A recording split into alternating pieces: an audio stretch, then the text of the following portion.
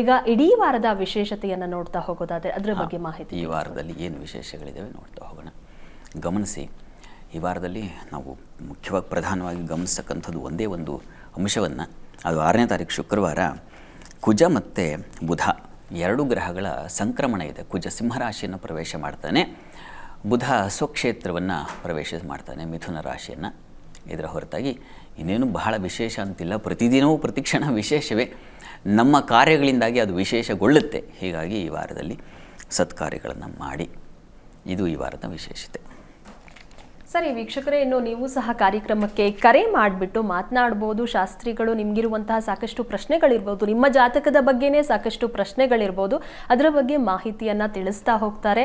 ನೀವು ಕರೆ ಮಾಡಿ ಯಾವುದೇ ಪ್ರಶ್ನೆಗಳಿದ್ರೂ ಸಹ ಈ ಕಾರ್ಯಕ್ರಮ ನೇರ ಪ್ರಸಾರ ಕಾರ್ಯಕ್ರಮ ಆಗಿರೋದ್ರಿಂದಾಗಿ ಶಾಸ್ತ್ರಿಗಳಿಂದ ಉತ್ತಮವಾದಂತಹ ಪರಿಹಾರಗಳನ್ನು ಜೊತೆಗೆ ಸಲಹೆಗಳನ್ನು ಸಹ ಪಡೆದುಕೊಳ್ತಾ ಹೋಗಬಹುದಾಗಿದೆ.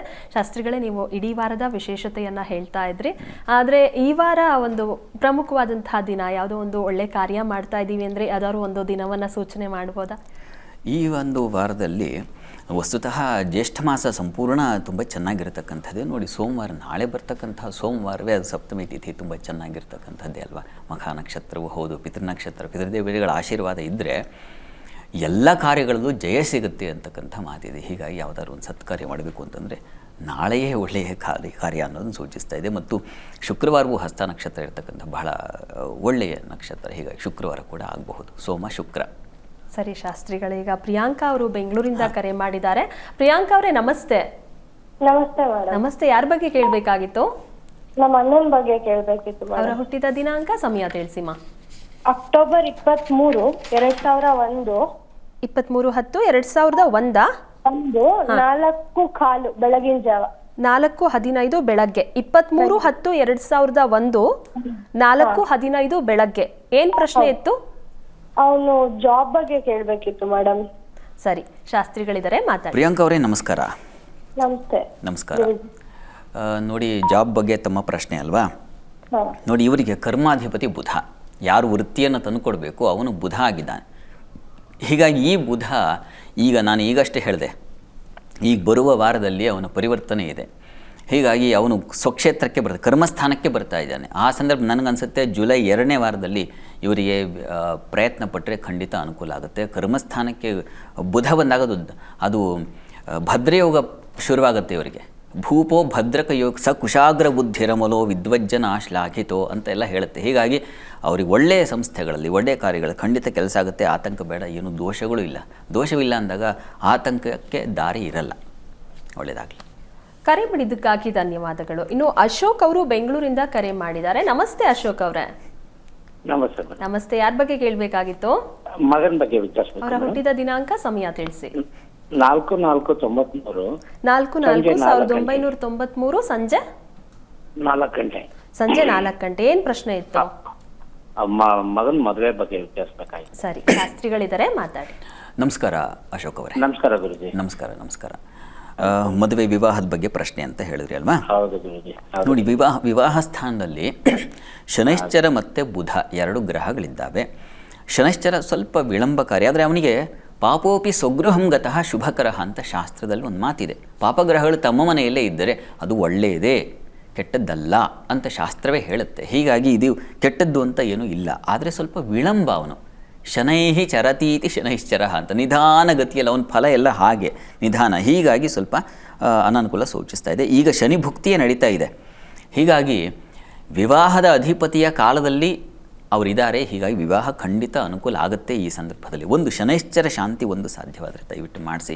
ಆ ಅನುಗ್ರಹದಿಂದ ಶೀಘ್ರದಲ್ಲಿ ವಿವಾಹ ಆಗುತ್ತೆ. ಈಗ ಕಾಲ ಇದೆ, ಒಂದೇ ಟೈಮ್ ನಡೀತಾ ಇದೆ. ವಿವಾಹ ಆಗೇ ಆಗುತ್ತೆ ಶತಸಿದ್ಧವಾಗಿ. ಒಳ್ಳೆಯದಾಗಲಿ. ಕರೆ ಮಾಡಿದ್ದಕ್ಕಾಗಿ ಧನ್ಯವಾದಗಳು. ಸುಜಾತ ಅವರು ಮೈಸೂರಿಂದ ಕರೆ ಮಾಡಿದ್ದಾರೆ. ನಮಸ್ತೆ ಸುಜಾತ ಅವರೇ. ನಮಸ್ತೆ. ನಮಸ್ತೆ. ಯಾರ ಬಗ್ಗೆ ಕೇಳಬೇಕಾಗಿತ್ತು? ಮೇಡಮ್, ನನ್ನ ಬಗ್ಗೆನೇ ಕೇಳಬೇಕಿತ್ತು. ನಿಮ್ಮ ಹುಟ್ಟಿದ ದಿನಾಂಕ, ಸಮಯ ತಿಳಿಸಿಮಾ. 20ನೇ ತಾರೀಕು ಹಾ 2ನೇ ತಿಂಗಳು. ಓಕೆ. 1969. 1969. ಸಮಯ ಹೇಳಿಮಾ. ಸಂಜೆ 6:30 ಮೇಡಮ್. ಸಂಜೆ 6:30. ಏನ್ ಪ್ರಶ್ನೆ ಇತ್ತು ಮೇಡಮ್? ಜೀವನದ ಕೆಳಗೆ ಇಲ್ಲ, ಅದ್ರ ಬಗ್ಗೆ, ಆರೋಗ್ಯದ ಬಗ್ಗೆ ಕೇಳಬೇಕಿತ್ತು. ಸರಿ, ಶಾಸ್ತ್ರಿಗಳಿದ್ದಾರೆ, ಮಾತಾಡಿ. ಸುಜಾತ ಅವರೇ ನಮಸ್ಕಾರ. ನಮಸ್ತೆ ಗುರುಗಳೇ. ತುಂಬಾ ಸಂತೋಷ ಆಯ್ತು ಕರೆ ಸಿಕ್ಕಿದ್ದಕ್ಕೆ. ಧನ್ಯವಾದಗಳು. ನಮಸ್ಕಾರ ಆಗಲಿ. ತಮ್ಮ ಏನು ದುಗುಡ ದುಮ್ಮಾನ ಇದೆ ಮನಸ್ಸಿನೊಳಗೆ ಅದು ಅಳಿಸಿ ಹೋಗಲಿ.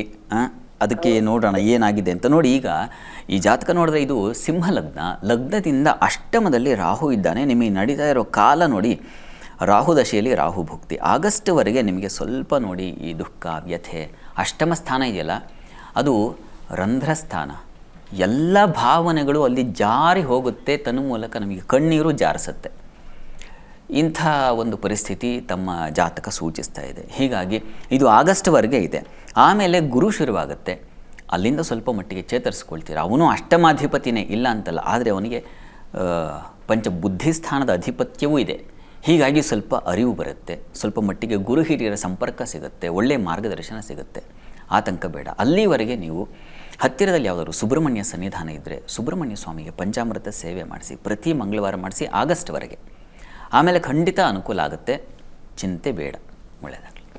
ಕರೆ ಮಾಡಿದ್ದಕ್ಕಾಗಿ ಧನ್ಯವಾದಗಳು. ರಮೇಶ್ ಅವರು ಶಿವಮೊಗ್ಗದಿಂದ ಕರೆ ಮಾಡಿದ್ದಾರೆ. ನಮಸ್ತೆ ರಮೇಶ್ ಅವರೇ.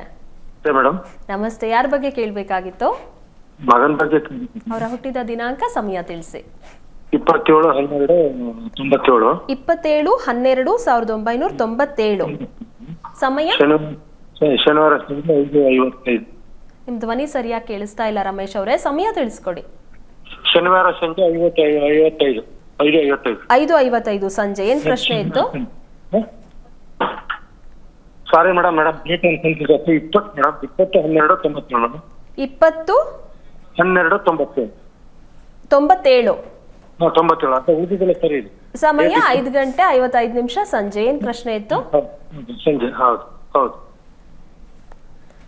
ಟಿವಿ ನೋಡ್ತಾ ಮಾತಾಡ್ಬೇಡಿ ರಮೇಶ್ ಅವರೇ ನಮಸ್ಕಾರ. ಏನು ತಮ್ಮ ಪ್ರಶ್ನೆ? ನಮಸ್ಕಾರ. ತಮ್ಮ ಪ್ರಶ್ನೆ ಏನು? ನಮ್ಮ ಮಗಂದು ಜಾಬ್ ಆಗ್ತಿಲ್ಲ ಗುರುಜಿ. ಜಾಬ್ ಆಗ್ತಾ ಇಲ್ಲ.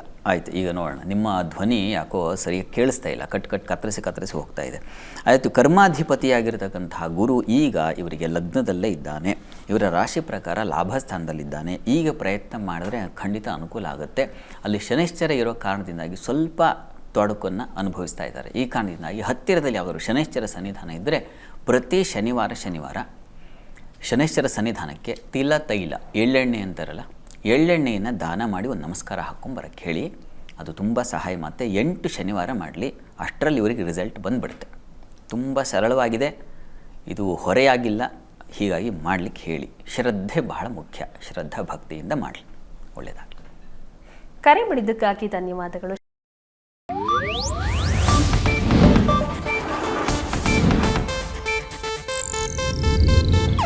ಇದು ಏಷ್ಯಾನೆಟ್ ನ್ಯೂಸ್ ನೆಟ್ವರ್ಕ್ ಪ್ರಸ್ತುತಿ.